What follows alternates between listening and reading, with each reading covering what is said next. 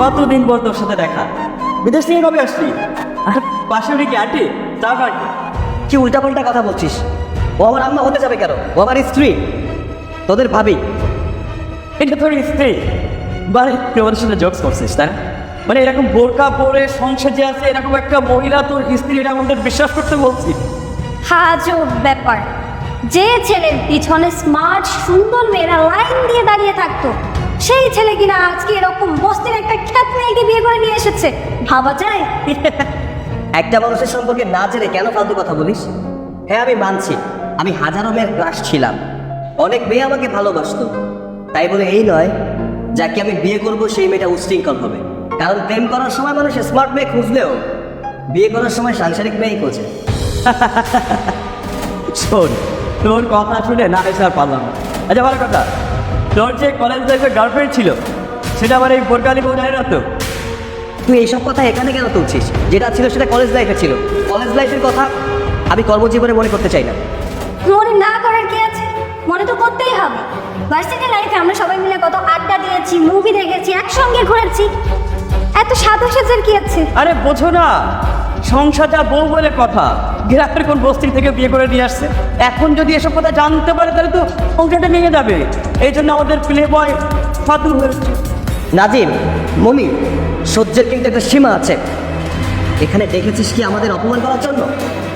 দেখ ভাই, তুই আমাদের কলেজ ফ্রেন্ড, তোর সাথে খারাপ ব্যবহার করার কোনো ইচ্ছাই আমাদের ছিল না, কিন্তু তোর যে পরিস্থিতি তাতে এর থেকে ভালো ব্যবহার আর আমাদের আসতেছে না। শোন ভাই, বন্ধুত্ব রাখার জন্য যে স্ট্যাটাস প্রয়োজন সেটা এখন তোর মধ্যে আর নেই। আর কোনো থার্ড ক্লাস মানুষের সঙ্গে আমরা বন্ধুত্ব রাখতে চাচ্ছি না। অনেক বলেছিস, আর না। কি শুরু করেছিস তোরা? থার্ড ক্লাস কাকে বলছিস? থার্ড ক্লাস ও না, থার্ড ক্লাস তোরা। তোরা যে ওয়েস্টার্ন কালচারকে স্ট্যাটাস বলছিস, এটা কোনো বাঙালির কালচার হতে পারে না, এটা কোনো ইসলামিক কালচার হতে পারে না। আর একটা কথা শুনে রাখ, আমার বউ বোরখা পরে, এটা আমার হুকুম। তোদের মতো ওয়েস্টার্ন ড্রেস পরে মানুষকে শরীর প্রদর্শন করে বেড়ায় না।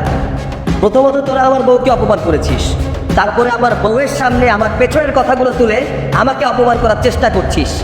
আরে বোকা, তোরা কি ভেবেছিলি ওর সামনে এইসব কথা বললে আমি ছোট হয়ে যাব, আমার সম্মানহানি হবে? এতক্ষণ তোরা যাকে অপদস্থ করছিলি, অপমান করছিলি বোরখা পরা বলে, তাকে তোরা চিনিস? ওয়েট, মুখটা খোলো তো। ওরি, কি চিনতে পেরেছিস? আমার কলেজ জীবনের গার্লফ্রেন্ড পরি। এটা কি করে সম্ভব?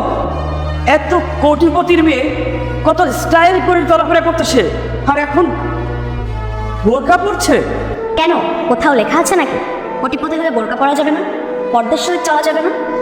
না, আসলে সেটা নয়, কিন্তু ওয়েস্টার্ন কালচারের মেয়ে কীভাবে এত সহজে এত সাধারণ জীবনযাপন বোরকা পরে থাকছে, এটা কিভাবে সম্ভব? সম্ভব, মানুষ চাইলে সব কিছুই সম্ভব। আর আমি সৈকতকে পেয়ে অনেক খুশি, কারণ ও আমাকে ইসলামের পথে আনতে সাহায্য করেছে।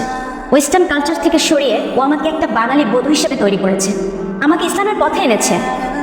প্রথম প্রথম অনেক সাফার করেছি, অনেকের অনেক কথাও শুনেছি, তবে কারো কথা তোয়াক্কা না করে নিজেকে ইসলামের পথে পরিচালনা করেছি। আর এখন আমি অনেক ভালো আছি। এখন আমাকে আর কেউ রাস্তাটাতে ডিস্টার্ব করে না, আর এই বোরকাই আমার বডিগার্ড হিসেবে কাজ করে। আর আমি গর্ব করে বলতে পারি আমি একজন ইমানদার। ওয়ে সরি, আসলে আমরা বুঝতে পারিনি যে তোরা এতটা পরিবর্তন হয়ে গেছিস, এতটা চেঞ্জ তোদের মধ্যে এসেছে।